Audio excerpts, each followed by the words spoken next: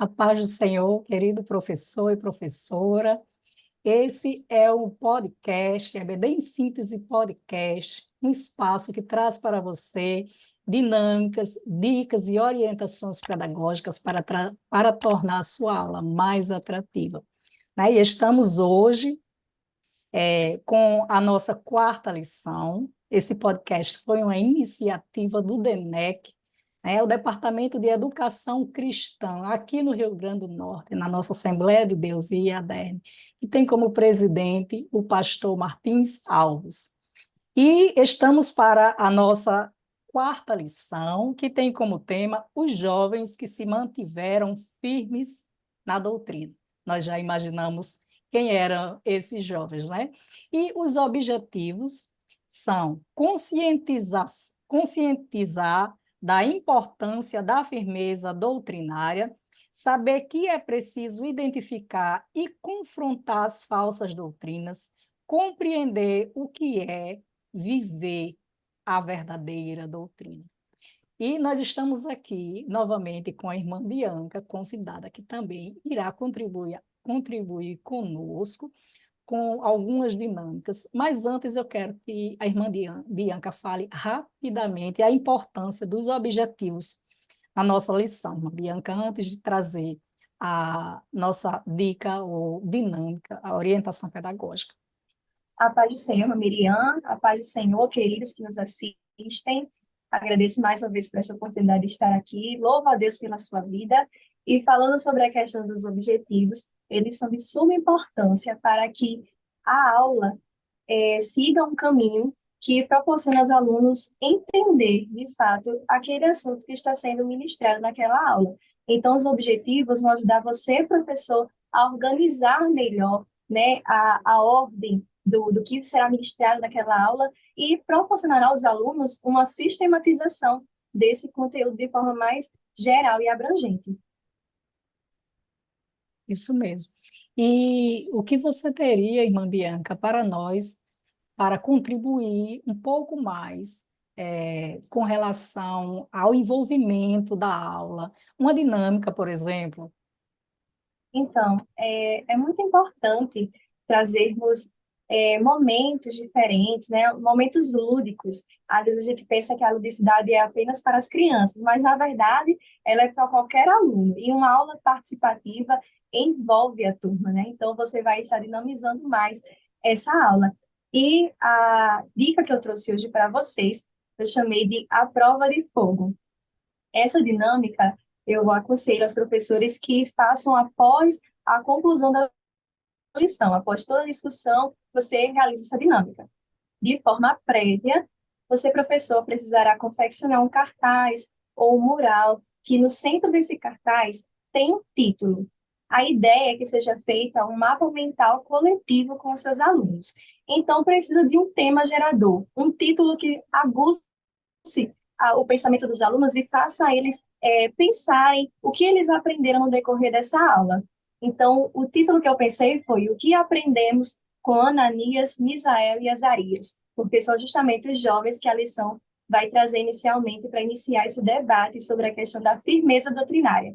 Então, no meio do cartaz você coloca esse título e aí cada aluno terá a oportunidade de fazer uma, duas, três ligações do que eles entenderam da lição. Então, quando eles olham o título, eles vão pensar o que foi que eu aprendi com o testemunho desses jovens. E aí lá eles vão escrever de forma sistêmica, de forma resumida, o que eles aprenderam durante essa aula.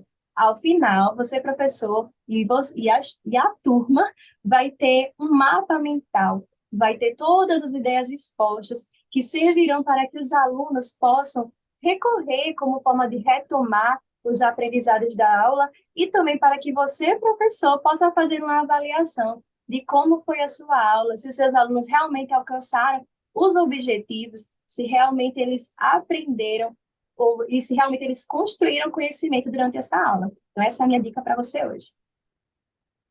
Muito bem, irmã Bianca. E a dica que eu trago para você hoje, professor, ela falou sobre um mapa mental e eu estou trazendo para você o tabuleiro de Nabucodonosor. fiz ele na mão, né? Eu desenhei. Você pode também pedir para os seus alunos desenharem de 1 a 15, tá? E eu fiz, ficou assim, ó, o que eu fiz. Olha, depois que eu desenhei, irmã Bianca, eu fiz ele no computador. Passei para o computador, no Photoshop, né? E fiz. Você vê que aqui, ó, no número 2 tem a estátua de Nabucodonosor. É isso? E eu não coloquei dados, porque às vezes tem pessoas que podem ter uma certa dificuldade, não é? Eu fiz o seguinte, eu fiz algumas fichinhas, ó, de 1 a 15, algumas fichinhas. Então, eu vou misturar as fichinhas, por exemplo, se ele tirar a fichinha de número 2, aí o que ele vai fazer aqui no início, ele vai andar 2 casas, 1 e 2. Só que a segunda, ele vai cair em cima onde está o rei Nabucodonosor. E pela história nós sabemos que eles não se curvaram, não é? E ele vai precisar voltar, porque ele não pode ficar curvado ao rei Nabucodonosor, ele vai precisar voltar. E ele vai enfrentar um desafio. Por exemplo, o desafio. No caso, se ele está aqui em Nabucodonosor, ele é uma falsa doutrina, não é? Porque tem a verdadeira doutrina e tem a falsa doutrina. Aí, ó, o desafio. Você é Nabucodonosor e um súdito demorou a se curvar a essa estátua. Escolha uma penalidade para ele sofrer, seja criativo. Você pode escrever desafios que o seu aluno pode realizar para pular uma casa ou voltar às casas, até chegar ao número 15. Você pode dividir em 2 equipes, 3 equipes, não tem problema.